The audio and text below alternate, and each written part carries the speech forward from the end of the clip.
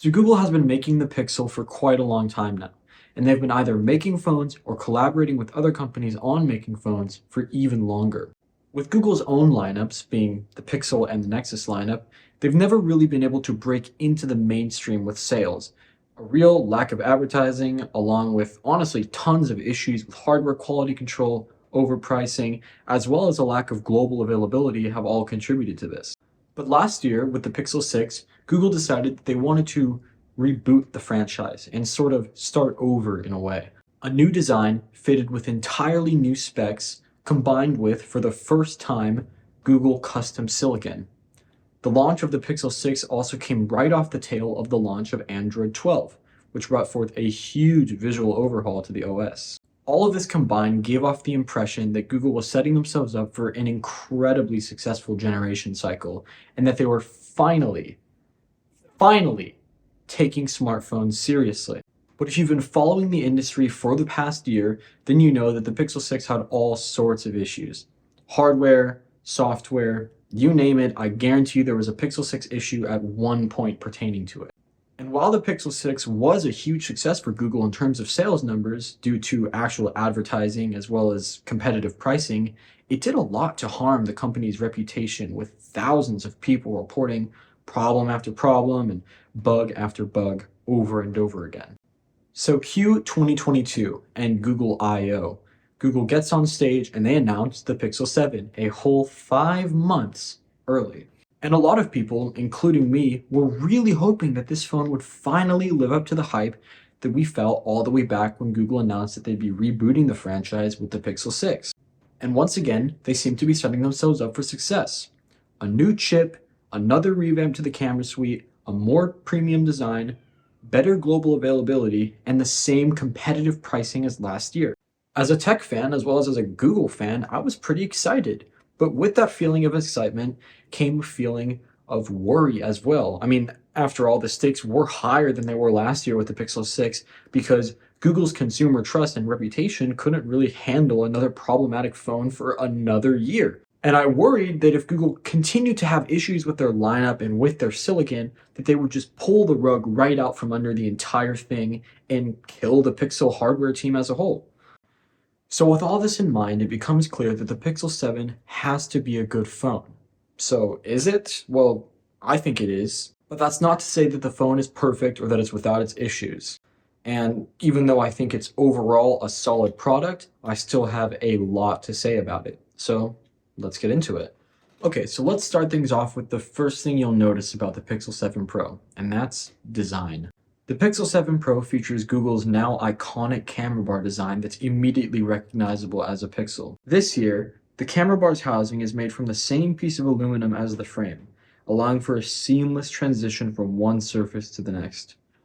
In my opinion, this not only results in a phone that looks better, but also gives off a far more premium vibe than the strange clash of materials and finishes that you got with the Pixel 6's camera bar last year. On my white model, I especially like the contrast between the silver metal and the black camera lenses. It gives you a bold look that puts one of the Pixel 7's key features, the camera, front and center. Turning around to the front, you get a very normal looking flagship Android phone display.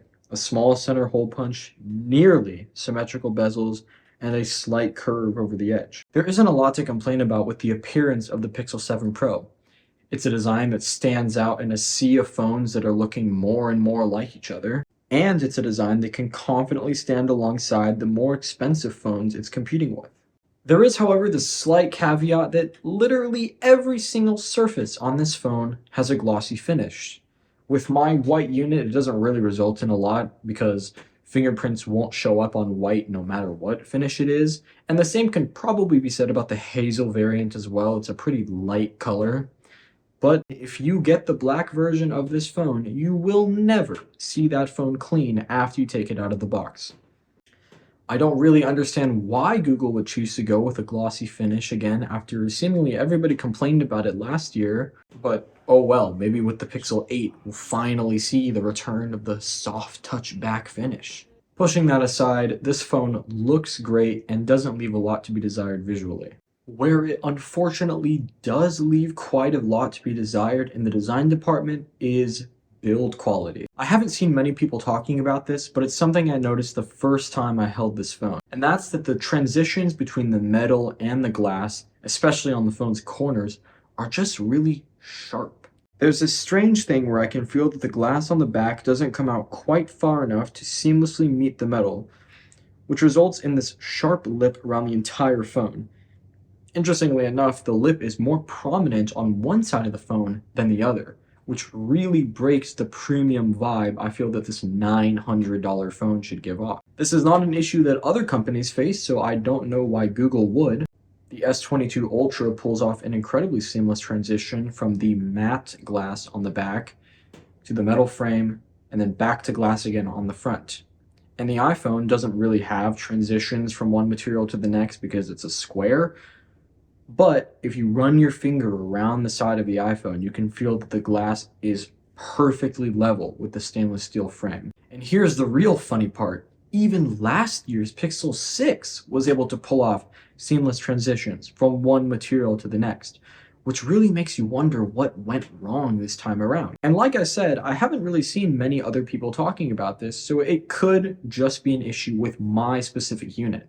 But even if it is, that's still a sign that Google has work to be done on their internal quality control processes. Apart from that, the phone feels very solid in the hands. I've held phones before that feel like I could just break them in half if I wanted to, looking at you, OnePlus 10 Pro, but this is not one of them. It feels dense, the buttons are clicky, it's nice and heavy, and it has all the premium durability features and materials you'd expect from a phone in this price range, like IP68 water resistance and Gorilla Glass Victus. I have noticed that a lot of people have been complaining about how the camera bar scratches easily when placed on a surface without a case on it, and I can say that this is true, it does scratch. Admittedly, my phone hasn't been quite as bad as some others have shown, but if you look closely, you can definitely see that there are some wounds in the metal.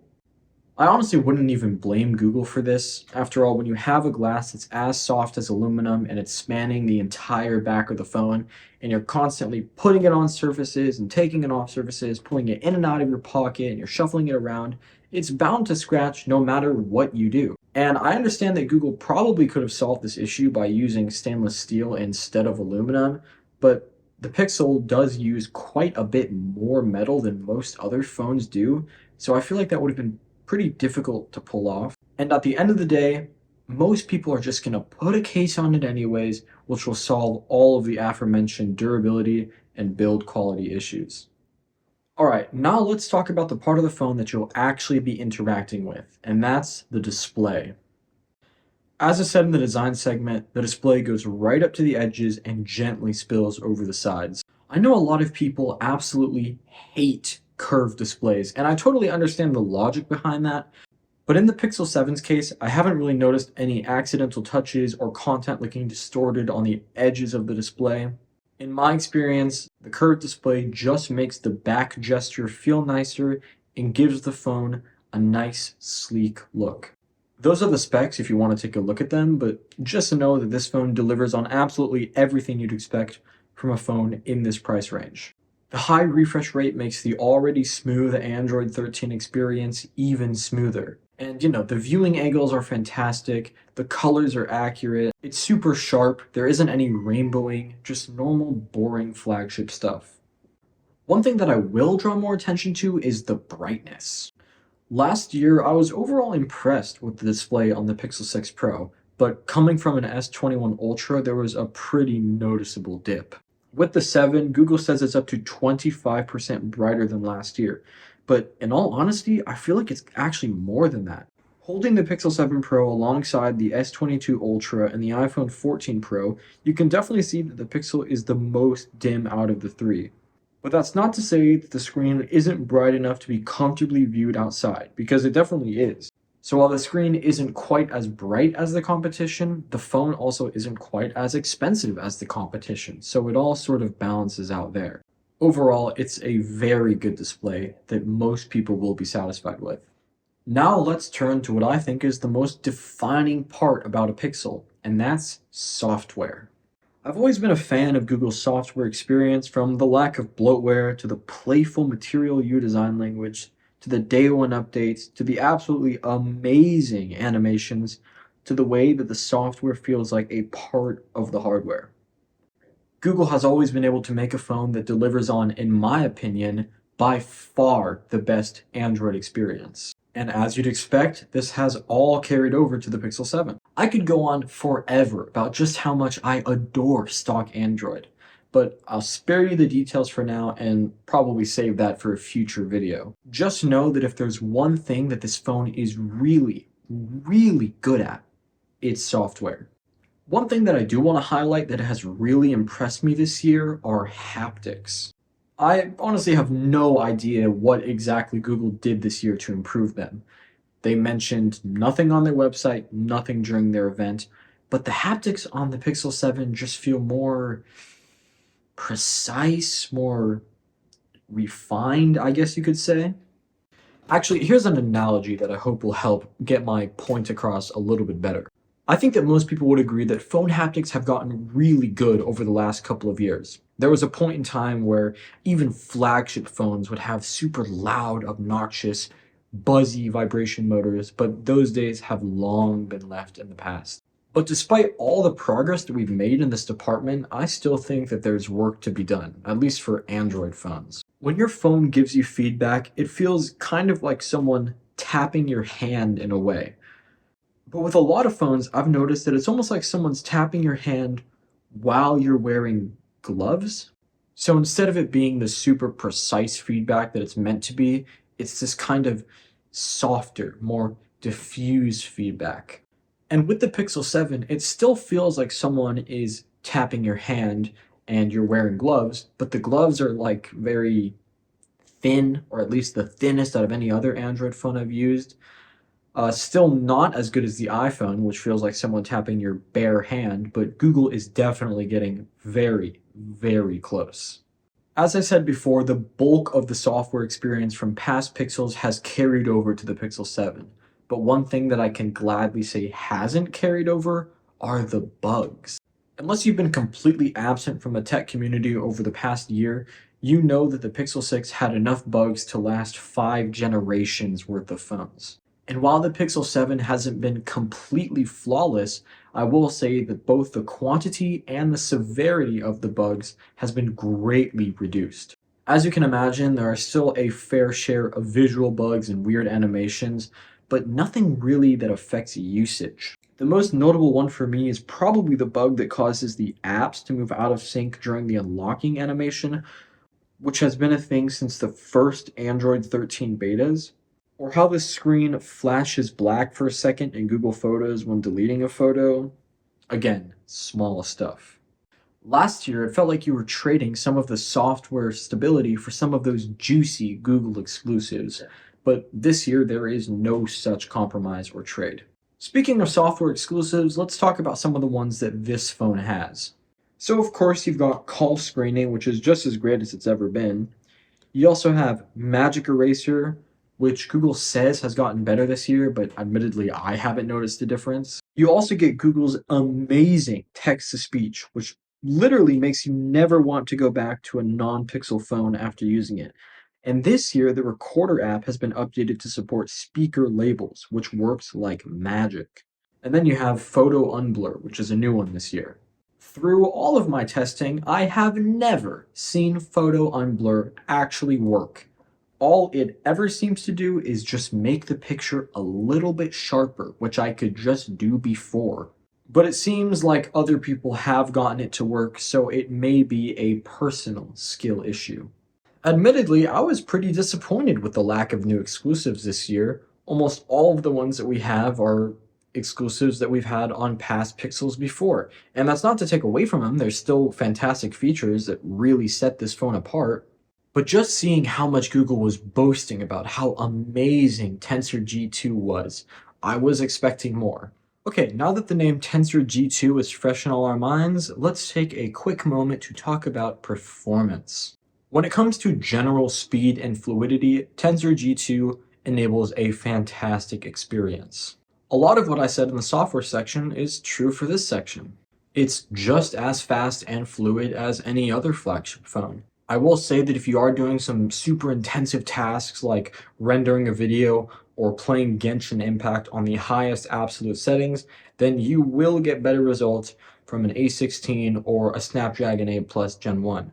But Tensor's phenomenal day-to-day task performance makes up for that, in my honest opinion. As I also said in the software section, this phone has some great exclusive features that are only possible due to the amount of work Google has put into AI and training their machine learning algorithms. I know a lot of people on the internet have been rather disappointed with the raw technology and core architecture of Tensor G2. This guy's Twitter threads instantly come to mind as he's pointed out many shortcomings with Tensor's design and architecture, and he's also complained about the fact that Tensor is manufactured by Samsung as opposed to TSMC, going as far as to call the Tensor chip Tensinos G2. And I think that there's a lot to be said about the overall point of Google Tensor. Google says that Tensor was made as a result of them being unhappy with how slowly third-party SoCs were progressing in the AI front. But as we've seen from numerous benchmarks, the Pixel's exclusive software features have very little to do with Tensor itself and more to do with how Google is just good at AI. And I have my own personal theories about why Google would even bother making their own chip when they could do most of the same stuff that they're doing right now just using a third-party SoC from Qualcomm or just using an Exynos chip. And I think that I have enough content there to save it for its own video.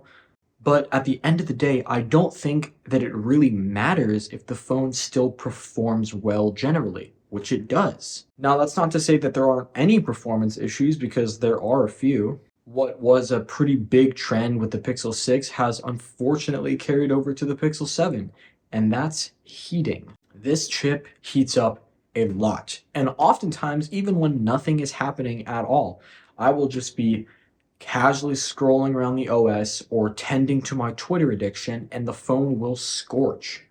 This only happens on 5G and doesn't seem to be limited to when the screen is bright or when ambient temperatures are high, because it still happens indoors, which is pretty interesting. I will say that it is heating up less than the Pixel 6, but still far more than something like an iPhone or really anything using a Qualcomm modem or a Qualcomm chip. And as I just said, this issue seems to be limited only to when the phone is on 5G, which means that my biggest overall issue with the Pixel 6 is also an issue with the Pixel 7, and that's that it just doesn't have a very good modem. Google is using a brand new modem for the Pixel 7 from Samsung, and it is better than last year, but it's still a far cry from the Qualcomm modems used by practically everyone else in the industry. With signal strength specifically, I haven't really had any issues with it, but then again, I've really never had any issues with signal strength on any of my phones, including the Pixel 6, so maybe take my experience with a grain of salt there, because if you had signal issues with the Pixel 6, I can't guarantee that they won't be there on the 7. I would love to see Google switch over to a Qualcomm modem next year. They could keep using the Samsung-made chip and just use a Qualcomm modem. I think that that would be possible, and I think that it would tie up the biggest loose end with performance on this phone. When a chip is prone to heating up, it's usually indicative of an inefficient chip. And as we all know, inefficient chips draw more power and mean worse battery life. But despite that, I found the battery life on the Pixel to be pretty good. Battery life is such a subjective thing that it's hard to quantify and put in a review, but for reference, I'm a pretty average user. Most of my days are spent mostly on 5G, and a lot of my usage is in pretty bright environments where the screen has to crank all the way up. But even with that, I'm usually able to comfortably end the day with at least 30% left. I will mention that the phone does drain significantly faster when on 5G, which is pretty normal for phones, but the delta between Wi-Fi battery drain and 5G battery drain is bigger on this phone than any other phone I've used, with the exception being the Pixel 6, which kind of goes back to what I mentioned with it having a bad modem. And look, the battery life is not the absolute best in the industry, but I feel that it's enough to comfortably last the vast majority of people through most of their days. Unfortunately, I have noticed that if I have a particularly heavy day with lots of screen on time doing super intensive tasks, I can kill this phone before the day ends, which isn't really helped by the fact that this phone charges really slowly when compared to its Xi Jinping edition competitors, which means that I still wouldn't call this great battery life. In my eyes, for a phone to have great battery life, it has to be able to get me through my day no matter what the usage looks like, within reason, of course. And this phone just can't do that. So there is definitely still work to be done, but during the other 99% of the days, it's more than enough. All right, now I do want to quickly touch on biometrics because it's been a real pain in the ass for a lot of people with recent Pixels. I never personally had any issues with the fingerprint sensor on past Pixels being unreliable or anything like that. If anything, the fingerprint sensor on the Pixel 6 was just a little bit slow compared to the competition. But as long as you weren't comparing it side by side with another phone, it still felt nice to me at least. And that can also be applied to the Pixel 7 as well. I haven't had any reliability issues, but I will say that it has been faster than last year, and it honestly feels quite comparable to the ultrasonic fingerprint sensor from the S22 in terms of speed. You do also get facial recognition, which isn't the best. Well, actually, it's quite far from the best. It's actually pretty bad. It would be nice if Google added a feature to make the screen brighter when in a dark environment so that facial recognition would still work at night or in a dark room. I feel like that would be a pretty easy addition, as we've seen many other companies do it with little to no effort actually put in. But I am glad that there is facial recognition at all, because although I'm not going to use it, there were a lot of people who really wanted it last year. Before we wrap things up, let's talk about the one thing that people usually think of when a Pixel is mentioned, and that's cameras. So let's start things off by talking about daytime photos. Opening the camera app, you get a nice, clean, and minimalistic UI that makes it easy to customize a bunch of different things about the photo. I found that in the viewfinder, things can often look incredibly noisy and discolored, even in a lot of light. After you take the picture, it usually goes away, but just in the viewfinder, things can often look gnarly. Google makes nice use of haptics and animations when switching between camera modes, zooming in, and adjusting stuff. It's a nice, smooth experience that feels right at home with the rest of the UI. When you finally decide to actually take the picture, you're greeted with a nice and fast shutter speed that, in my experience, has made it easy to sort of freeze time and capture moving objects with some great detail. After the photo is done processing, I've noticed that it really likes to boost contrast and sharpen things up. With the contrast specifically, the highlights stay more or less the same, but the shadows typically get quite dark. This is a different approach from a company like Apple, who usually tries to bring the highlights and the shadows closer to each other, resulting in a flatter photo. And while I know that a lot of people may prefer how the iPhone's pictures look more true to life in terms of light, I've actually found myself really liking the Pixel's approach to photo processing. Admittedly, it can be quite polarizing at times if you aren't used to it, but once the wow factor wears off, you're often left with an incredibly bold and cinematic looking scene. Like I said, it also does have a tendency to sharpen things up, and this can be more hit or miss in my experience. Most of the time, it does make the photo look better, but sometimes, especially when taking portraits, it can go really over the top and spit out an incredibly unnatural looking photo.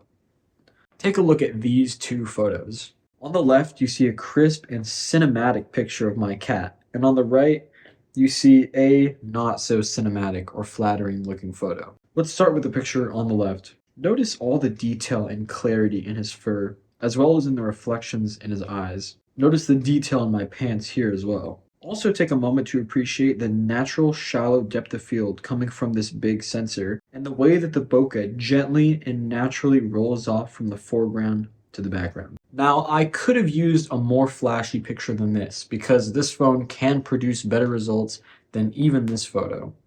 But I went with this one because I found it quite amazing how it was able to take such a normal looking everyday shot and turn it into something so impressive. Now let's talk about the photo on the right. The first thing that popped out to me when I saw this photo was just how over-processed it looks.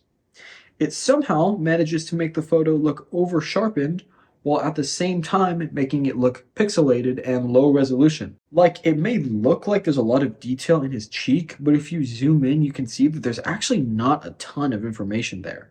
And the same can be said about his eyes. The moment you zoom in, you realize how bad it actually looks. This picture was also taken in portrait mode, which means that we get to enjoy Google's artificial bokeh. Immediately you can see just how bad of a job it did with cutting the subject from the background. Around the top of his face there are clear points where it missed, and on the left side of his face it looks like the phone tried to fill in the background with blur, but just gave up around the ears. You can also see that on the top of his head it bit a little too much off, and a bit of the hair was lost behind the blur. In my honest opinion, this is an unacceptable result from a phone like this. The hair I get, because it can be hard to pick out individual strands of hair from a photo and then perfectly blur the background behind them. But there's absolutely no reason that the sides of his face should look as bad as they look, especially when people are one of the most commonly photographed things. So how is it that a mode on a camera, which is specifically designed for taking photos of people, isn't good at it? Especially in a world where companies like Samsung have gotten really good at taking portraits. Samsung phones, especially the S22, produce often very real-looking bokeh with by far the best subject detection in the industry. So while Google is pulling ahead in almost every other area of the camera, they have stalled here. Let's just move on. When it comes to the colors, I've been incredibly impressed with the color reproduction of this camera, often reproducing a scene that looks more true to life than any other smartphone camera I've used. Like in macro shots especially, you could see how in these two photos, the S22 Ultra produced an incredibly oversaturated looking photo, whereas the Pixels photo is very natural looking. And the same goes for HDR. I'm able to shoot right into the sun on a cloudy day with no loss of detail in the sky with the highlights, nor do I see any loss of detail in the shadow in the foreground. HDR is something that some phones unfortunately have a hard time with, but this is not one of them. I already briefly touched on macro shots, but let's talk about the ultrawide as a whole. Looking at it, it's definitely the weakest out of all the three sensors, no real surprise there, but that's definitely not to say it's bad at all. Compared to the other three, it does struggle sometimes with noise as well as with details, and it can be a bit soft at times, but Google's AI is just so good that even when it looks like it's going to be a bad photo, I can hit the shutter button confident that something good will come out of it. And that's a trend that I've seen overall with this phone. Even if you think the scene is going to look bad based on how it looks in the viewfinder, I'm able to hit the shutter button pretty confident that I will at least get a fairly good looking shot. Now, Google made a big deal both on stage and in their marketing about the effort that went into making the zoom as good as possible with limited hardware. The 5x lens is very nice, offering more detail and clarity than any digital zoom could ever dream of giving. Like Apple, Google is cropping in on the center 12 megapixels of the 50 megapixel main sensor as well as the 48 megapixel telephoto sensor to give you a true 2x shot or a true 10x shot. And the technology sounds exciting. We're finally actually using these high megapixel sensors for something that's not just advertising. But to be entirely honest, I see very little difference between phones that have the pixel binning stuff and phones that don't have the pixel binning stuff with zoom. It definitely does not look as good as the S22 Ultra with its dedicated 10x lens. If you want to look at these three photos, the iPhone, the Galaxy, and the Pixel, you can see that of course the iPhone looks the weakest with only a 3x lens. The logo and the words on the candle are pretty much indistinguishable, looking like watercolor painting. On the Pixel, you get a nice step up in detail, now being able to see the logo and make out some of the letters, but it still looks distinctly like digital zoom. And then of course we have the S22 Ultra looking by far the most natural out of the three and retaining more detail and by far looking the most natural. I am glad that Google is at least trying to squeeze as much detail and information out of these sensors and lenses as they possibly can. That's never a bad thing, but even when you have a company as good at software as Google is, some things just require dedicated hardware. When it comes to nighttime photos, the general trend continues. Google has gotten really good at that colored reproduction. You can see in these two photos how the S22 Ultra has made the scene look really yellow while the Pixel kept it more natural. The Pixel has also managed to capture more detail in the sky with individual stars being visible, while the S22 has not. In these second two photos, the sky on the S22 looks pretty noisy, and again there is this yellow hue coming from the horizon, whereas on the Pixel, the sky looks a bit cleaner and the colors are far more accurate. I will say that the Pixel does seem to be a bit out of focus here. The foreground, especially the trees, look very soft compared to the Galaxy. And that is something that I have noticed quite frequently. The Pixel does struggle with focusing in less than ideal lighting conditions, particularly indoors and particularly when zooming. Other than that, I will say that the Pixel usually takes the more pleasing picture with less noise, more detail, and better colors, like in these two photos of the horizon. Taking night photos with the ultrawide is actually pretty impressive. Look at these three inspiring pictures of my spare bedroom. Before I even get into analyzing the Pixel's shot, can we take a quick moment to appreciate just how horrible the S22 looks here? I mean, it looks terrible. I mean, so much for nightography, Samsung making such a big deal about how good the camera is. What happened with this shot? Anyways, the Pixel and the iPhone both did a decent job with the colors, but the iPhone looks really soft when you zoom in and didn't do an amazing job with the colors. On the other hand, the Pixel looks quite sharp. You're able to see a lot of detail in the blanket, as well as here in the bed frame. The Pixel also did do a better job with the colors than the other two. I don't know why phones have such a tendency to look so yellow in night photos, but apparently it's something that the Pixel does not struggle with. The biggest issue with this camera in low light is probably the lens flare. If I'm walking through my neighborhood at night and I want to take a photo, I have to remain wary of the street lamps because they can produce photo ruining levels of flare. If you look here, you can see that there are these huge pink and blue ellipses coming from the forwardmost light, as well as some small artifacts coming from the ones in the background. But despite that issue, I still find myself reaching for the Pixel over other phones when I know I'm going to have to take photos in low light due to its computational prowess. Now, let's move on to video. Video has always been a soft spot with the Pixels. A lot of people have said over the years that if you want a phone with good photography performance, get a Pixel. But if you want a phone with good videography performance, get an iPhone.